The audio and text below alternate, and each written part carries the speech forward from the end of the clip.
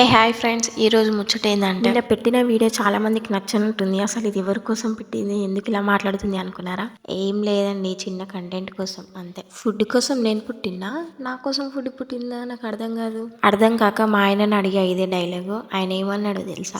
సాలు నీ డౌట్లన్నీ ఆపు కానీ ఇక నీకు దేని మీద కోరిక పుట్టిందో చెప్పు, తినిపిస్తా అని చెప్పి చెప్పిండు. ఆర్డర్ యాక్సెప్ట్ చేసినాక ఇక ఆగుతామా మనం? చెలో పిజ్జాకి పోదామని చెప్పి తీసుకుపోయి. అసలు నేను ఈ పిజ్జాలు, బర్గర్లు, బిర్యానీలు ఈ క్యాండిడేట్ ని కాదండి. నేను అన్ని మా ఆయన్నే అలవాటు చేశాడండి. ఏదో అన్ని ట్రై చేయాలని చెప్పి ట్రై చేపిస్తే ప్రతిరోజు ఏదో ఒకటి అడుగుతారా మీరు ఎందుకన్నా అంటే నాలాగే నా పిల్లలు కూడా అస్సలు తగ్గేదే లేదు ఫుడ్ విషయంలో. నా శాలరీ మొత్తం మీ ముగ్గురికి ఫుడ్ పెట్టడానికే సరిపోతుంది అని చెప్పి అప్పుడప్పుడు కుళ్ళు జోకులు వేస్తాడు అంటాడు, కానీ అన్ని కొనిపిస్తాడు మాకు అడగంగానే. ఊరికేనే ఏం తిన్న తర్వాత మా బావ చాలా మంచోడు, అడగంగానే అన్ని కొనిపిస్తాడు అని చెప్పి నేను చెప్తా.